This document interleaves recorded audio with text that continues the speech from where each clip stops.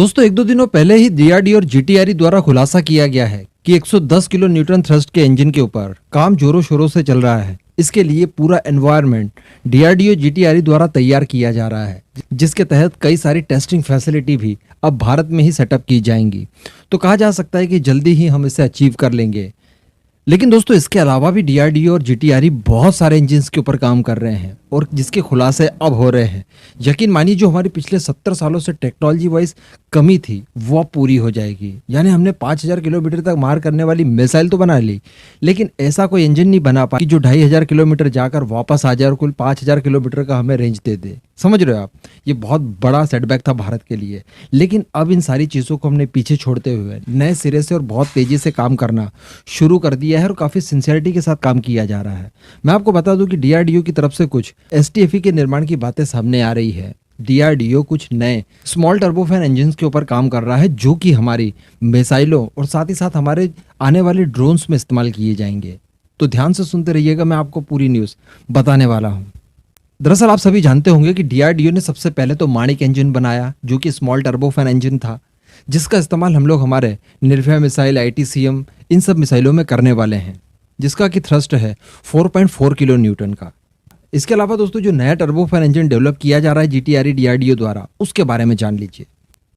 बताया जा रहा है कि जीटीआरई एक बहुत ही छोटा टर्बोफैन इंजन बना रहा है, जिसका थ्रस्ट होगा 1 किलो न्यूटन का। जी हाँ, 1 किलो न्यूटन का होगा, जो कि हमारे आने वाले यूएवीज में काम आएगा। साथ ही साथ जो हमारे टारगेट ड्रोन्स होते हैं उनमें इस्तेमाल किया जाएगा। और आगे देखा जाए तो जो हल्के छोटे मोटे विमान होते हैं उन्हें ग्लाइड कराने के लिए जो एडिशनल इंजन चाहिए होता है, उसके रूप में इस एसटीएफई का इस्तेमाल किया जाएगा। बताया जा रहा है कि इसकी इंटरनल इवेल्युएशन करने के लिए कई सारे पार्ट्स को ऑलरेडी डेवलप किया जा चुका है और साथ ही साथ इसकी क्षमताओं के आधार पर एक नया संस्करण भी इसका डेवलप किया जाएगा, जिसका थ्रस्ट होने वाला है 2.7 किलो न्यूटन का।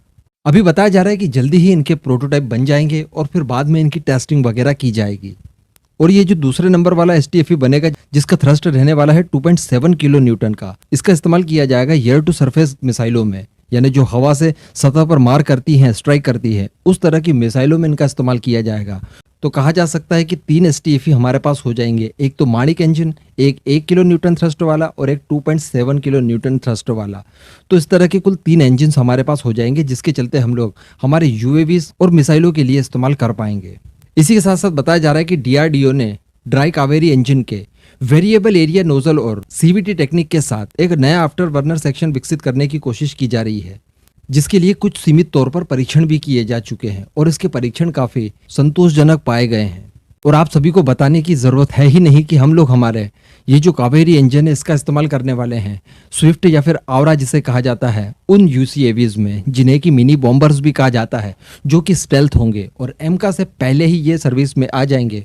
और जो बीच में गैप बचता है एमका के आने से पहले, उस दौरान ये स्टेल्थ एयरक्राफ्ट का रोल निभाने वाले हैं। तो कहा जा सकता है कि भविष्य में हम लोग जितने भी एयरक्राफ्ट डेवलप करेंगे, जितने भी ड्रोन्स डेवलप करेंगे, जितनी भी मिसाइलें डेवलप करेंगे, उन सब के लिए अब हमें बाहर के देशों के ऊपर निर्भर नहीं रहना पड़ेगा, क्योंकि इन सब में इस्तेमाल किए जाने वाले सारे इंजन अब भारत द्वारा ही निर्मित किए जाएंगे। तो सबसे बड़ी कमी जो हमारी 70 सालों में थी, उसको अब हम लोग दूर कर रहे हैं। इस बार कोई करप्शन नहीं हो रहा है, कोई टालम टोल नहीं हो रहा है, बिल्कुल सिंसियरिटी के साथ इसका काम किया जा रहा है। 110 किलो न्यूटन वाले इंजन की बात की जाए तो उसे तो राष्ट्रीय प्रोग्राम घोषित किया गया है और सीधे उसकी रिपोर्टिंग प्राइम मिनिस्टर ऑफिस से होगी।